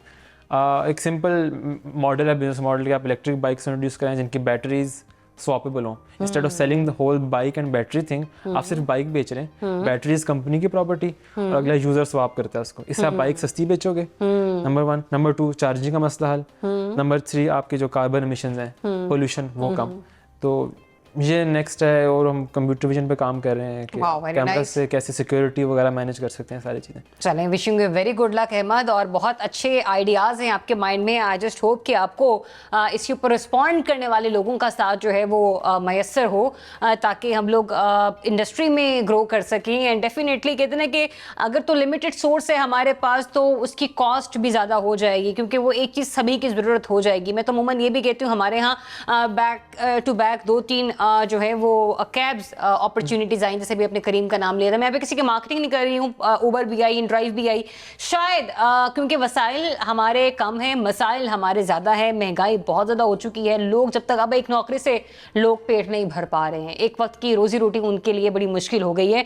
तो ऐसे में ज़्यादा से ज़्यादा अगर आपके जहन में आइडियाज़ है तो काइंडली इनको जनरेट करें, ताकि जो छोटे मोटे लोग हैं जिसके पास एक बाइक है ना, जो कि हर वक्त घर पे खड़ी रहती है और बच्चा कुछ कर भी नहीं जा रहा सिवाय दूध दही लाने के, एटलीस्ट वो भी उस बाइक का इस्तेमाल करके चंद पैसे अपने लिए ही इकट्ठे कर ले. और आज के नौजवानों को तो मैं ये छोटी सी सीख देना चाहूँगी, कुछ नहीं भी कर सकते ना आप, अगर अल्लाह ताला ने आपको इतना शऊर दे दिया है तो यकीन जानिए उसको अपनी बाइक्स को यूज़ कीजिए, अपने मोबाइल को यूज़ कीजिए, डिजिटल टेक्नोलॉजी को यूज़ कीजिए और अपने प्यारों के खैर ख्वाह बनिए. एक और मैटर ये कि हम लोग बाहर जब स्टडीज़ के लिए जाते हैं, ब्रेन ड्रेन भी हम लोग देख रहे हैं बहुत ज़्यादा होता हुआ पाकिस्तान में.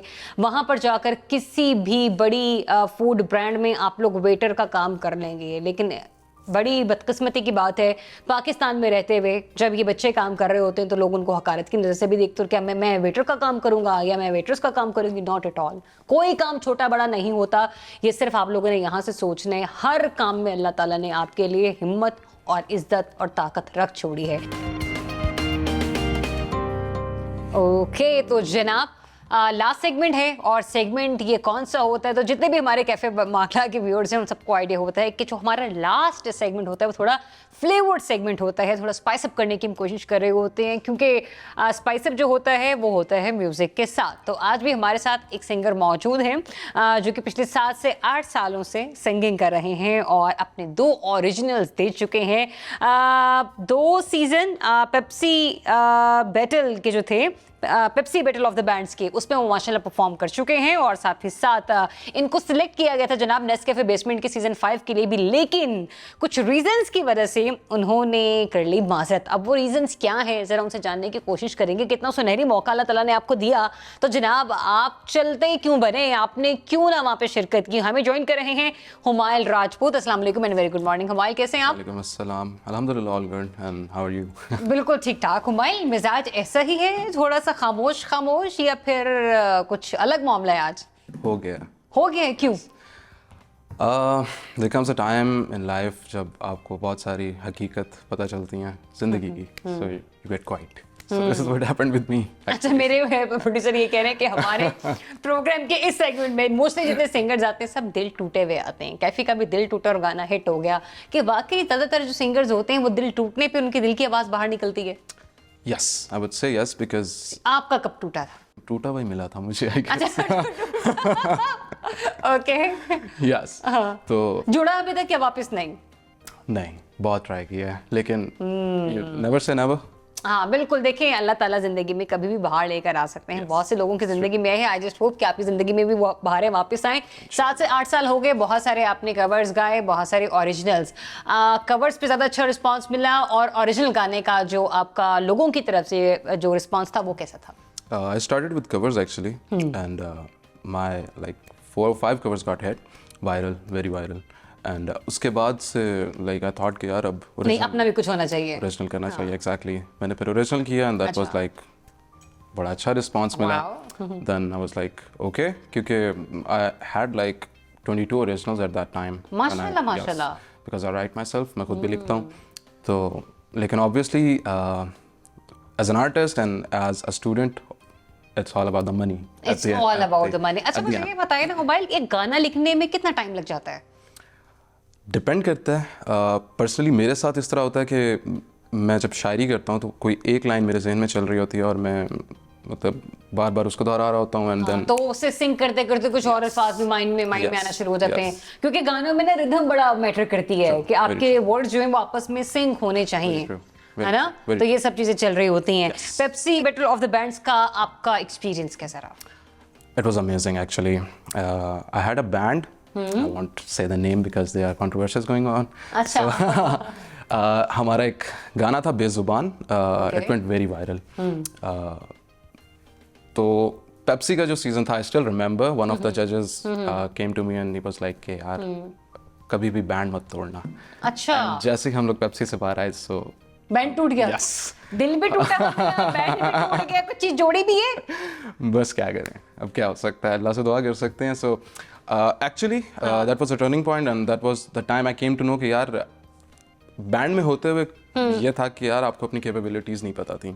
अच्छा। Because when you have a lot of people in the spotlight, like everyone is wanting the spotlight actually. हाँ बिल्कुल ऐसा ही। तो ओवरशैडो हो जाते हो आप, like kind of a situation जिसमें आपको अपनी कैपेबिलिटी नहीं पता चलती। मैं जब बैंड में था आई डिडंट नो कि मैं लिख सकता हूँ। मतलब आपने उसके बाद लिखना शुरू किया है? Yes.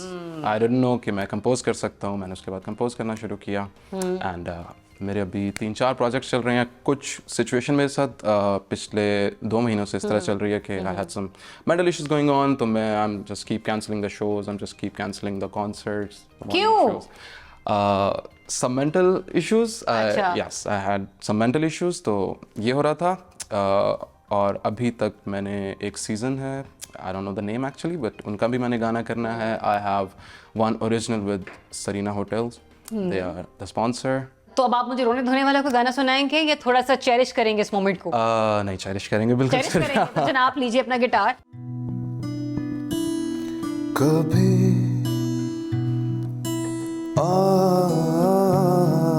मिलो सांवरे,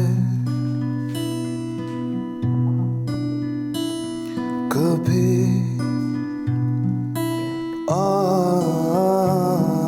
मिलो सांवरे, के तुमसे मिले, के तुमसे मिले अरसा हुआ बावरे।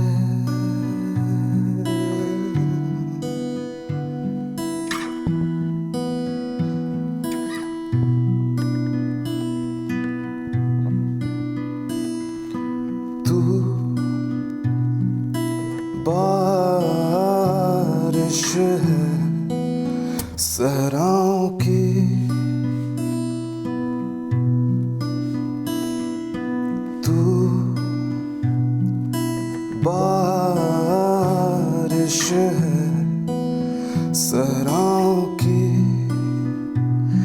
और मैं प्यासा कोई, और मैं प्यासा कोई, जो बूंद बूंद को तरसे कभी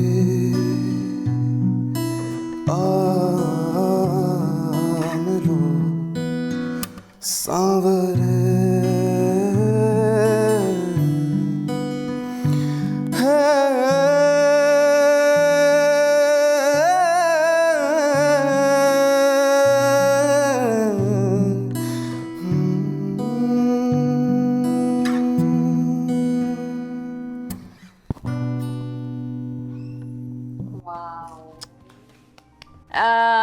खुद का लिखा है तभी इतना इंटेंस है। कंपोज भी मैंने खुद किया था, and yes lyrics are also mine. Yes क्या फील होती है जब खुद आप ये गाना गुनगुना रहे थे, क्योंकि मतलब बहुत सारे मैसेजेस हैं इस गाने में, है ना? Actually and I am very happy that you got it. हाँ नहीं सीरियसली, मतलब वो जिस वो कहते हैं शिद्दत के साथ गाना, वो इंटेंसिटी, स्पेस रिदम आपका जो था वो थोड़ा स्लो था, but you were conveying your message कि यार मैं ये कहना ये चाह रहा हूँ, लेकिन आपने गाना बड़ा खूबसूरती से लिखा। एक आपने डिसीजन लिया था नेस्कैफे बेसमेंट में पार्टिसिपेट ना करने का, व्हाट वाज द रीजन, क्यों छोड़ दिया इतना अच्छा मौका? उस टाइम पे 2018 की बात है आई गेस ये। उस टाइम पे सिचुएशन कुछ ऐसी थी कि दरमियान में कुछ लोग ऐसे थे you know who used to get your mind manipulated according to them. तो कुछ ऐसे सीन थे, एंड देन कुछ ऐसी बातें थी कि आपको क्रेडिट्स नहीं मिलेंगे, आपको ये नहीं मिलेगा, आपको वो नहीं मिलेगा, and which is kind of true. Yes, I am not saying anything against the brand, but होता यह है कि अक्सर ये होता है कि यस आपको क्रेडिट्स नहीं मिलते।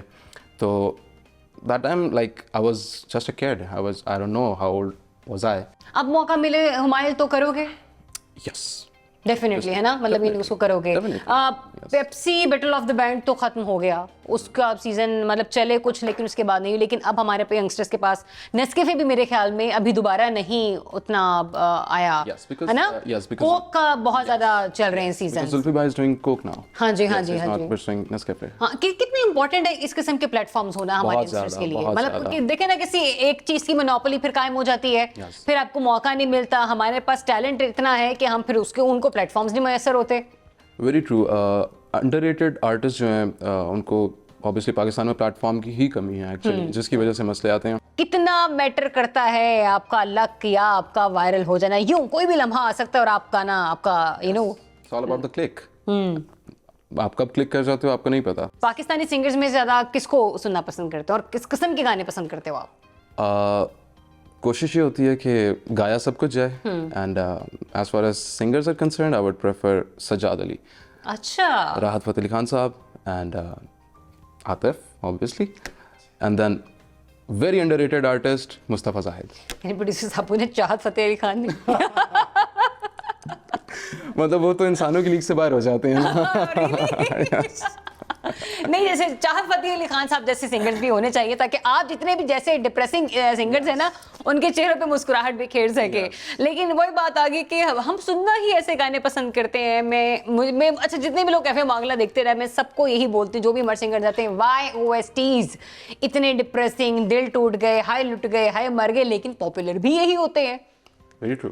ठीक है, at the end of the day आप जो भी कर लें, मोहब्बत के इर्द-गिर्द आपकी ज़िंदगी घूम रही है, चाहे जो मर्जी भी हो। चाहे आप पैदा होते हैं माँ की मोहब्बत, आप बड़े होते हैं बहन भाई की मोहब्बत, फिर अल्लाह की मोहब्बत, फिर आगे आके आपको लाइफ पार्टनर, बिल्कुल डेफिनेटली, हाँ।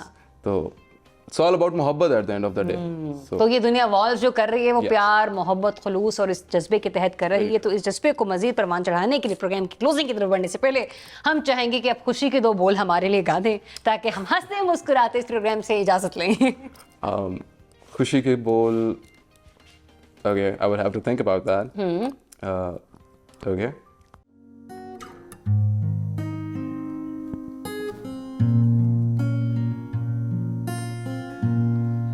सितारा से जिन्हें कहते हो वो आँखें तुम्हारी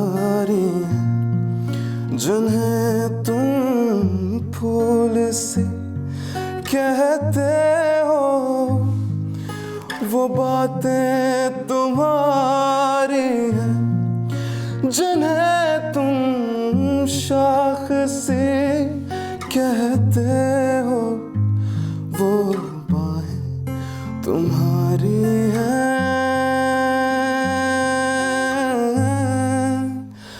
कहो एक दिन, कहो एक दिन, कहो एक दिन, कहो एक दिन।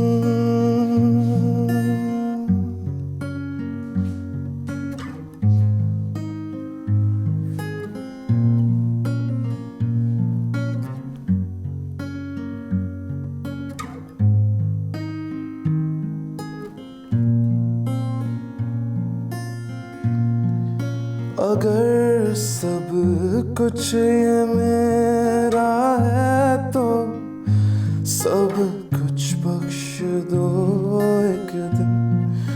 वजूद अपना मुझे तुम दे दो, मोहब्बत करो एक दिन। मेरे हाथों पे अपने हाथ रख कर रूह खींच लो एक दिन। कहो एक दिन,